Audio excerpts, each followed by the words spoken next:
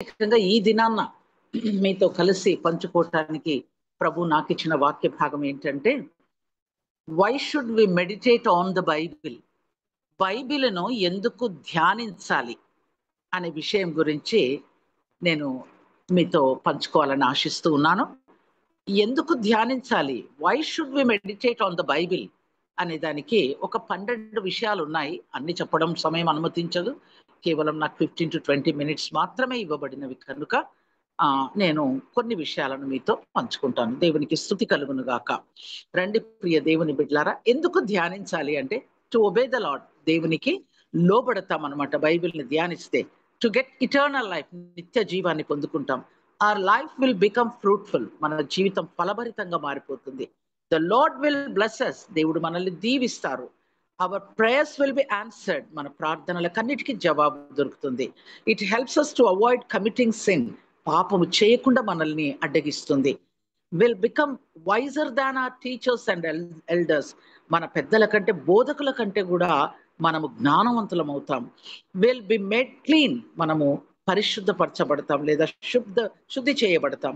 We get spiritual nourishment and grow spiritually by meditating the Bible. మనము ఆత్మీయంగా, మనకు ఆత్మీయ ఆహారం దొరుకుతుంది, ఆత్మీయంగా మనం బలపడతాం.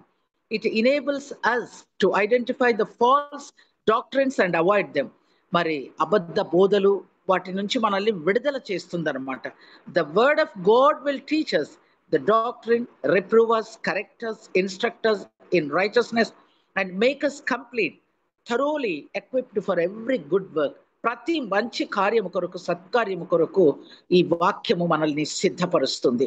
The Bible is the sword of the spirit in our fight against sin and devil కదా. మనము మరి అపవాదితో పోరాడటానికి ఒక ఆత్మ ఖడ్గంగా ఈ వాక్యం ఉంటుంది. కావుననే మనం ఈ వాక్య భాగాన్ని ధ్యానించవలసిన వారమై ఉంటున్నాము. రండి ప్రియ దేవుని బిడ్డలారా, మరి మొట్టమొదటిగా మరి టు ఒబే ద లార్డ్, దేవునికి మనం వాక్యము ధ్యానించటం వల్ల మరి ఆ వాక్యమునకు, దేవునికి ముఖ్యంగా లోబడతాం. ఈ అంశం గురించి నేను ఇర్మియా గ్రంథము 35వ అధ్యాయాన్ని మీతో కలిసి పంచుకుంటాను. అక్కడ ఒక అద్భుతమైన విధేయత మనము చూస్తామన్నమాట. అదేంటంటే చూడండి, ఎంత అద్భుతమైన విధేయత అంటే, యెహోవా దేవుణ్ణే అసలు ఆశ్చర్యం గొలిపినటువంటి విధేయతను ప్రదర్శించిన రేఖాబీయులను మీ ముందు ఉంచుతాను. అక్కడ ఇర్మియా గ్రంథము 35వ అధ్యాయం అంతా కూడా ఈ వాక్య భాగము మనము చూడగలం అన్నమాట. చూడండి అక్కడ ఏం జరుగుతుంది అంటే, యెహోవా యొద్ద నుండి ఇర్మియాకు ఒక వాక్ వస్తుంది అనమాట. ఏమనంటే, నువ్వు రేఖాబీల దగ్గరికి వెళ్ళి వారితో మాట్లాడి వాళ్ళని మందిరంలోనికి తీసుకొని ఒక గదిలో వారి నుంచి త్రాగటానికి వారికి ద్రాక్షారసం ఇమ్ము అని యెహోవా దేవుడు ఇర్మియాకు సెలవిస్తే, ఇర్మియా గారు ఏం చేశారంటే వెళ్ళి ఆ రేఖాబీయులందరినీ కూడా, ఎవరు ఈ యొక్క రేఖాబీయులు అని అంటే, యజన్యా మనుమడునైన హబజిన్యాను, అతని సహోదరులను, అతని కుమారులందరినీ, అంటే వీరంతా కూడా రేఖాబీయులు అనమాట, తీసుకొని వస్తారు. ఇర్మియా గారు తీసుకొని వచ్చి యెహోవా మందిరంలో ఒక ఇగ్దల్య కుమారుడైన హనాను కుమారుల గదిలోనికి వారిని తీసుకొని వచ్చి చక్కగా టేబుల్ మీద ఆ యొక్క ద్రాక్ష రసము నిండిన పాత్రలను చక్కగా అరేంజ్ చేసి వారితో ఏం చెప్తారంటే, మీరు వచ్చి ఈ యొక్క ద్రాక్ష రసం త్రాగండి అని చెప్తారు. చెప్తే వాళ్ళు ఏమంటారో తెలుసా? మా పితరుడకు రేఖాబు కుమారుడైన యెహోనాదాబు ఏం చెప్పారు మాకు అంటే, మీరైనను మీ సంతతి వారైనను ఎప్పుడునూ ద్రాక్ష రసం త్రాగకూడదు అని మాకు ఆజ్ఞాపించారు, కాబట్టి మేము త్రాగము. ఎంత ఆశ్చర్యం ప్రియ దేవుని బిడ్డలారా! ఎవరు చెప్పారు ఇట్లా ఈ విధంగా అనంటే, యెహోవా దేవుని వాక్కు నేరుగా ఇర్మియాకు ప్రత్యక్షమై దైవజనుడైన ఇర్మియా, ప్రవక్త అయిన ఇర్మియాకు చెప్తే, ఇర్మియా వాళ్ళు చెప్పి తీసుకొని వచ్చారు. అయ్యా బాబు, యెహోవా దేవుడు సెలవిచ్చాడు, మీరు త్రాగండి, మీకు ఈ విధంగా అరేంజ్ చేయమని చెప్పారు, నేను అన్ని సిద్ధపరిచాను టేబుల్ మీద, మీరు త్రాగండి అంటే, నో మేము త్రాగము. ఎంత ఆశ్చర్యం ప్రియ దేవుని బిడ్డలారా!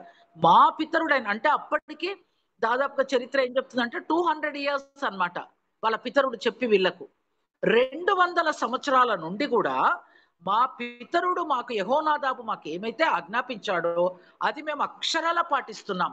ఒక్కసారి మనల్ని మనం పరీక్షించుకుంటే ప్రియ దేవుని బిడ్డలారా, మనదొక చక్కని ఆర్గనైజేషన్, మెనోనైట్ ఆర్గనైజేషన్. చిన్నప్పటి నుంచి కూడా మనము వాక్యములో పెంచబడినాం కదా. ఎంతవరకు దేవుని మాటకు లోబడుతున్నాం? మరి ఎప్పటికీ వాక్యం చదువుకుంటూ ఉంటాం. అనేకమైన మీటింగ్స్, దైవజనుల ద్వారా వాక్యం వింటున్నాం. ఎంతవరకు వాక్యాన్ని పాటిస్తున్నాం? వాక్యము పాటించకపోవటం వల్లనే, దేవుని యందలి భయభక్తి లేకపోవటం వల్లనే, దేవునికి విధేయత చూపనందు వల్లనే ఈరోజు మన ఆర్గనైజేషన్‌లో ఈ సమస్యలు, ఈ భయంకరమైన పరిస్థితులు. అయితే దేవునికి స్తోత్రం, ఐక్యత కొరకు అద్భుతమైన రీతిలో ప్రయాసపడుతున్నారు. చాలా దివ్యమైన రీతిలో పనిచేస్తూ ఉన్నారు. తప్పక ఆ ఐక్యత కొరకు చేస్తున్న ప్రయాసం ఫలిస్తుందని నేను విశ్వసిస్తున్నాను. నాకు చాలా సంతోషం. అనుదినము నేను కన్నీటితో ప్రార్థిస్తాను మన ఆర్గనైజేషన్ కొరకు. దేవునికి స్తుతి కలుగును గాక. అయితే చూడండి, వీళ్ళు లోబడటం వల్ల ఏం జరిగిందో చూద్దాం. యిర్మీయా గారు కూడా ఆశ్చర్యపోయారు. మేమే కాదు, మేము, మా కుమారులు, మా కుమార్తెలు, మా భార్యలు ఎవ్వరం కూడా మా పితరుడు ఆజ్ఞాపించినప్పటి నుండి మేము ద్రాక్షారసం త్రాగడం లేదు అని చెప్తారనమాట. అయితే అంత మాత్రమే కాదు, మా పితరుడు అయిన యెహోనాదాబ్ మాకు ఏం చెప్పారంటే, ఇండ్ల కాపురం చేయడానికి ఇండ్లు కట్టుకోవద్దు, ద్రాక్ష వనాలు గాని పొలాలు గాని సంపాదించుకోవద్దు, విత్తనము చల్లకూడదు, గుడారంలోనే నివసించాలి. అద్భుతం ప్రియ దేవుని బిడ్డలారా. ఎంత చక్కగా 200 సంవత్సరాల నుండి వారి పితరుడు ఏమైతే ఆజ్ఞాపించాడో అక్షరాల నెరవేరుస్తాను. యెహోవా దేవుడు ఆజ్ఞాపించాడు అని యిర్మీయా ప్రవక్త చెప్తా ఉంటే కూడా వాళ్ళు నో నో నో నో అంటున్నారు. మరి చూడండి, అప్పుడు యెహోవా వాక్కు మరలా యిర్మీయాకు ప్రత్యక్షమై ఏం చెప్తున్నారంటే, నువ్వు వెళ్ళి యూదా వారికి, యెరూషలేము నివాసులకి ఈ మాట చెప్పు, ఈ మాట ప్రకటించు. ఏంటి? చూడు, మీరు శిక్షకు లోబడి నా మాటను ఆలకింపరా? ఇదే యెహోవా వాక్కు, ద్రాక్షరసం త్రాగవద్దని రేకాబు కుమారుడైన యెహోనాదాబు తన కుమారునికి ఆజ్ఞాపించిన మాటలు ఎంత స్థిరంగా ఉన్నాయి కదా. నేటి వరకు తమ పితరుని ఆజ్ఞకు విధేయులై ద్రాక్షరసం త్రాగకున్నారు. అయితే నేనేం చేస్తున్నాను? మీకేం చేస్తున్నా? పెందల కడ లేచి ప్రవక్తలైన నా సేవకులందరినీ మీ యొద్దకు పంపుచూ వస్తున్నాను. ప్రతి వాడు తన దుర్మార్గతను విడిచి మీ క్రియలను చక్కపరుచుకున్న ఎడల, అన్య దేవతలను అనుసరింపక వాటిని పూజింపక ఉంటే, నేను మీకు మీ పితరులకు ఇచ్చిన దేశంలో మీరు నివసింతురని ఎన్నిసార్లు ప్రకటించుతూ వచ్చాను. పెందల కడనే తెల్లవారుజామునే లేచి మరి నా ప్రవక్తలను మీ దగ్గరకు పంపిస్తున్నానే. వింటున్నారా మీరు నా మాట? ఏమంటున్నారు ప్రభు? నేను ప్రకటించితేనే గాని మీరు చెవి యొగ్గక నా మాట వినకపోతిరి. ప్రియ దేవుని బిడ్డలారా, ఈ ఉదయ కాలమున ఈ వాక్యం ధ్యానిస్తున్నప్పుడు ఒక విషయం ఆలోచన చేద్దాం. ఎంత చక్కని సృష్టి దేవుడైన యెహోవా తండ్రి, కుమార, పరిశుద్ధాత్మ త్రియేక దేవుడు చక్కని ప్రణాళిక రూపొందించి చేసిన తర్వాత ఆదాము హవ్వను చేసి వారితో సహవాసం చేస్తున్నప్పుడు ఏ విధంగా పాపం ఈ లోకంలోనికి ప్రవేశించింది? ఒకే ఒక్క కారణం, డిజోబీడియంట్, అవిధేయత. మనందరికీ తెలుసు, ఆ విషయం చెప్పాల్సిన అవసరం ఏం లేదు. అవిధేయత వలనే పాపం ఈ లోకంలోనికి ప్రవేశించింది. కనుక విధేయత అనేది ఎంత ప్రాముఖ్యమైందో ఈ విషయం ద్వారా మనం నేర్చుకుంటున్నాం. వాక్యం చదువుతూ ఉన్నాం. ఏం చదువుతున్నాం? పుట్టినప్పటి నుంచి చదువుతూనే ఉన్నాము. ఎంత వయసో మనది, ఇంతవరకు చదువుతున్నాం. వాక్యం వింటూనే ఉన్నాం. లోబడుతున్నామా? లోబడటం లేదు. ఎన్నిసార్లు చెప్పినా కూడా మీరు నా మాట వినకపోతే అని నీవు మరి ఆ యొక్క యెరూషలేము నివాసులకు, యూదా వారికి ఈ మాట చెప్పు యిర్మీయా అని చెప్పినాడు అనమాట యెహోవా దేవుడు. ఎంత చెప్పినా వినకున్నారు. కాబట్టి ఏం చెప్తున్నాడంటే, ఇశ్రాయేలీయుల దేవుడును సైన్యములకు అధిపతియగు యెహోవా వారితో ఏమంటున్నాడు? నేను వారితో మాట్లాడితేనే కాని వారు వినకపోయిరి. మనల్ని అంటున్నారు. ఆనాడు వారితో, యూదా వారితో, ఇశ్రాయేల్ వారితో, ఈ రోజు మనతో అంటున్నాడు. ఎన్నిసార్లు మీతో మాట్లాడాను వాక్యం ద్వారా? చిన్నప్పటి నుంచి వాక్యంలో పెంచబడుతున్నారు. ఎంతవరకు మీరు లోబడుతున్నారు? లోబడటం లేదు. అందుకే ఇన్ని సమస్యలు.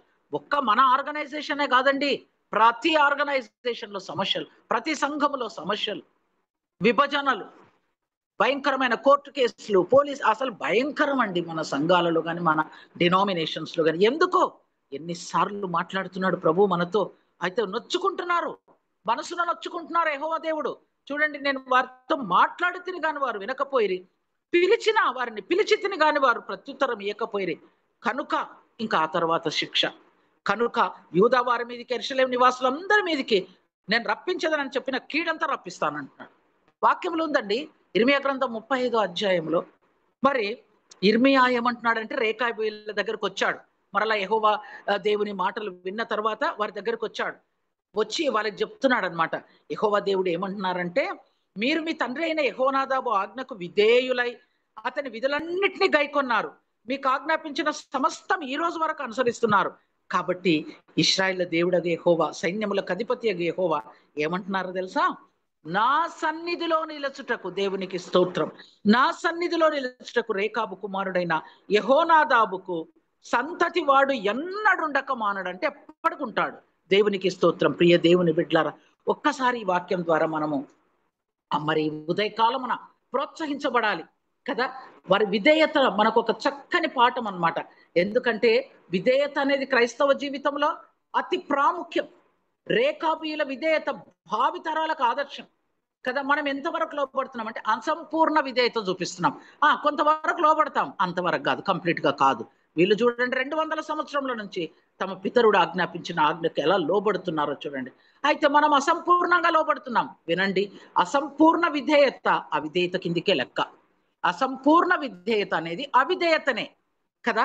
అలా చేస్తున్నాం మనం. అయితే ఒక్క మిషనరీని మేము ముందు ఉంచాలని ఆశిస్తున్నాను. మిషనరీ టీజీ రేగ్లాండ్ అనే మిషనరీ 1815 to 1858 ఆయన ఏం నేర్పించారంటే, అర్పణలు అర్పించట కంటే విధేయత లేక మాట వినుట మంచిదని తన జీవితం ద్వారా సాక్ష్యం ఇచ్చాడు. ఎలాగంటారా కేంబ్రిడ్జ్ ఫ్రెండ్స్ ఫెలోషిప్ కి ట్రెజరర్ గా ఉన్నారు ఆయన. అంత అత్యున్నతమైన పదవిలో ఉన్నప్పుడు దేవుని మాట విని ఇండియాకు వచ్చాడన్నట్టు, మన భారతదేశానికి వచ్చి సౌత్ ఇండియాలో అద్భుతమైన సేవ చేశాడు. ఏమండి, మనం ఉన్న ఉద్యోగాల్లో ఒకవేళ మనం మంచి ఉద్యోగాల్లో ఉన్నాం అనుకోండి, ఆ ఉద్యోగం వదిలిపెట్టి నువ్వు పలానా ప్రదేశానికి వెళ్ళి ప్రకటించు అంటే, వామ్మో ఉద్యోగం వదిలిపెట్టడమా, నా జీవనం ఎలా వదిలిపెడతామండి? ఉన్న చోట కాదంట, భారతదేశానికి వెళ్ళు అని చెప్పాడు ప్రభు. అద్భుతమైన రీతిలో వచ్చి సౌత్ ఇండియాలో అద్భుత సేవ చేసి ఆయన విధేయత విజయానికి సోపానమైంది. దేవునికి స్తోత్రం, హల్లెలూయా. విధేయత విధేయత గురించి చెప్పాలంటే ఎన్ని సంవత్సరాలు చెప్పినా తరగదు.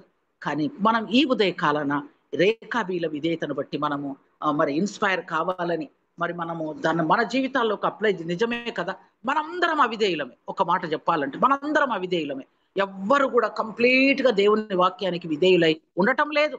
అదే వచ్చిన సమస్య. రండి ప్రియ దేవుని బిడ్డలారా, అందుకొరకు why should we meditate on the Bible? ఎందుకు ధ్యానించాలి అంటే, ఇదిగో విధేయత మనకు వస్తుంది. ఇలాంటి అంశాలన్నీ చదివినప్పుడు నిజంగా కదా ఎంత విధేయత, ఎంతగా లోబడ్డాడు కదా అని మనము ఈ ఉదయ కాలమున మరి మనము ఈ వాక్య భాగాన్ని మన హృదయంలోకి, మన జీవితంలోనికి అప్లై చేసుకోవాలి. దేవునికి స్తోత్రం. రెండవ విషయం మాత్రం చెప్తాను, ఎందుకంటే సమయం అనుమతించదు కాబట్టి. రెండవది ఏంటంటే టు గెట్ ఇటర్నల్ లైఫ్, నిత్య జీవం మనకు వస్తుంది అన్నమాట. ఒక క్రిస్టియన్ యొక్క అల్టిమేట్ గోల్ ఏంటంటే నిత్య జీవాన్ని పొందుకోవటం. అంతకు మించి మరొకటి లేదండి. మరి ఇంతగా ప్రయాసపడుతున్నాం, ఎప్పుడైతే లోబడి ఉంటామో నిత్య జీవానికి మనం వారసులం అవుతాం. రండి, యోహాను సువార్త 6:40 ఏం చెప్తుంది వాక్యం అంటే, కుమారుని చూచి ఆయన యందు విశ్వాసం ఉంచు ప్రతి వాడున నిత్య జీవం పొందుటయే నా తండ్రి చిత్తం. అదండి, ఎందుకు నిన్ను నన్ను ఏర్పరచుకున్నారు? ఇన్ని కోట్ల మంది ప్రజలు నశించి నరకానికి వెళ్తున్నారు. నీలో నాలో ఉన్న స్పెషాలిటీ ఏమిటి? ఏమీ లేదు. నీలో గాని నాలో గాని ప్రత్యేకత ఏమీ లేదు. ఆయన ప్రేమ నీ పట్ల నా పట్ల అధికంగా ఉంది కాబట్టి నిన్ను నన్ను ఏర్పాటు చేసుకున్నాడు. అయితే మనం ఏం చేయాలి? కుమారుని చూచి ఆయన యందు విశ్వాసం ఉంచు ప్రతి వాడును నిత్య జీవం పొందుటయే తండ్రి చిత్తమని వాక్యం ఎంత తేటగా చెప్తుంది కదా. మరి అలాగే యోహాను సువార్త 6:47 ఏమంటుందంటే, విశ్వసించువాడే నిత్య జీవము గలవాడు. విశ్వసిస్తున్నాం, కానీ దాని ప్రకారం నడుస్తున్నామా ఆలోచించుకుందాం. యోహాను సువార్త 6:27 ఏమంటుందంటే, క్షయమైన ఆహారం కొరకు కష్టపడకుడి గాని నిత్య జీవము కలగజే అక్షయమైన ఆహారం కొరకు కష్టపడుడి. ఎంత తేటగా దేవుని వాక్యం సూటిగా తేటగా మనతో మాట్లాడుతుందండి. తేటగా మాట్లాడుతుంది, ఏమి ఆ కన్ఫ్యూజన్ ఏమి ఉండదు. ఎంత తేటగా మాట్లాడుతుంది కదా. క్షయమైన ఆహారం కొరకు దినమంతా కష్టపడతాం, తెల్లవారు లేచింది మొదలుకొని రాత్రి వరకు కష్టపడతాం.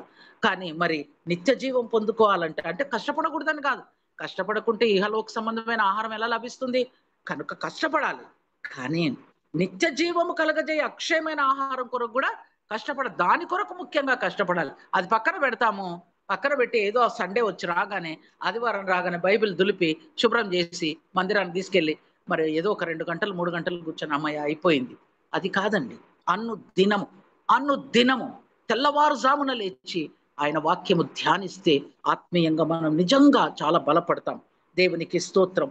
అలాగే చూడండి, మంచివారైనా చెడ్డవారైనా సరే మృతులు తిరిగి లేస్తారు.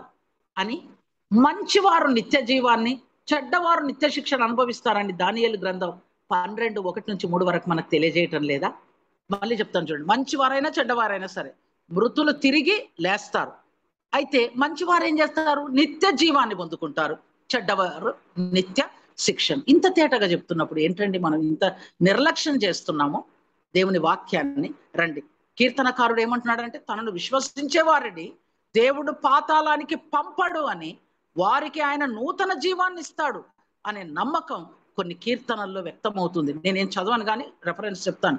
కీర్తన 16, 10-11 వచనాలు, కీర్తన 49, 13-15 చక్కగా కీర్తనకారుడు చెప్తున్నాడు. తనను విశ్వసించే వారిని ఎప్పుడు కూడా దేవుడు పాతాళానికి పంపడని, వారికి ఆయన నూతన జీవాన్ని ఇస్తాడు అనే నమ్మకం ఎంత అద్భుతంగా కీర్తనకారుడు వ్యక్తం చేస్తా ఉన్నాడు. అంత మాత్రమే కాదండి, ఆత్మ శరీరం రెండు నూతనమై పునరుజ్జీవం పొందడమే నిత్య జీవము అని అపొస్తలుడైన పౌలు గారి భావన. ఆత్మ శరీరం రెండు కూడా నూతనమై పునరుజ్జీవం పొందడమే నిత్య జీవం అని చాలా చక్కగా అపొస్తలుల కార్యములు, కొరింథీలకు రాసిన పత్రికలో, మరి తెసలోనికలకు రాసిన పత్రికలో మరి పౌలు గారు తన యొక్క భావాన్ని వ్యక్తపరుస్తున్నట్లు మనం చూస్తున్నాం. ప్రియ దేవుని బిడ్డలారా, మరి చూడండి, ఇంత దివ్యమైన రీతిలో వాక్యము నిజంగా కొన్ని రోజుల తర్వాత మనకి వాక్యం చేతిలో ఉండదండి. ఆ దినాలు వస్తున్నాయి. ఇప్పుడు ప్రస్తుతం మనం గమనిస్తే భయంకరమైన దినాలు మనకు సంభవిస్తున్నాయి. ఎంత భయంకరమైన పరిస్థితులు! క్రైస్తవ సంఘాలను హింసించడం, సంఘ కాపర్లను కొట్టడం, చెరసాలలో పెట్టడం, రకరకాలుగా జరుగుతూ ఉన్నాయి. కనుక మన ప్రియ దేవుని బిడ్డలారా, మనకు అందుబాటులో ఉన్నప్పుడే, మన జీవిత కాలంలో ఇదిగో ఈ పరిశుద్ధ గ్రంథం మన చేతిలో ఉన్నప్పుడే మనము శ్రద్ధగా వాక్యాన్ని చదివి ధ్యానించాల. చదవడం ముఖ్యం కాదు, ఎంత కొంత చదివినా దాని గురించి నువ్వేం నేర్చుకుంటున్నావు, మనం ఏం నేర్చుకుంటున్నాం అనే దాన్ని ధ్యానిస్తే నిజంగా మన జీవితం ఫలభరితంగా మారిపోతుందని వాక్యం మనకు సెలవిస్తుంది. కేవలం 2 మాటలు మాత్రమే చూసుకున్నాము. వాక్యం ధ్యానించడం వల్ల మనము విధేయులమవుతామని, వాక్యం ధ్యానించడం వల్ల మనం నిత్య జీవాన్ని పొందుకుంటామని చూసాం. జీజాన్ బ్రదర్ గారు రాసినటువంటి ఒక దివ్యమైన పాత పాట, దాంట్లో ఒక్క వచనం పాడి నా యొక్క సందేశాన్ని నేను ముగిస్తాను. దేవునికి స్తుతి కలుగును గాక.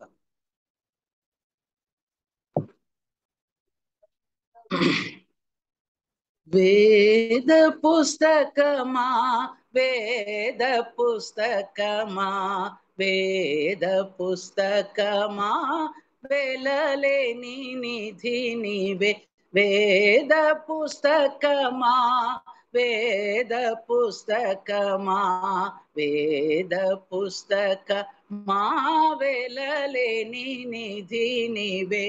నేనెవరో తెలిపి నాదు జీవితమే మార్చి, నేనెవరో తెలిపి నాదు జీవితమే మార్చి, స్వర్గధామానికి నీవు సరైన మార్గం చూపగలవు. వేద పుస్తకమా, వేద పుస్తకమా, వేద పుస్తకమా, వెలలేని నిధి నీవే.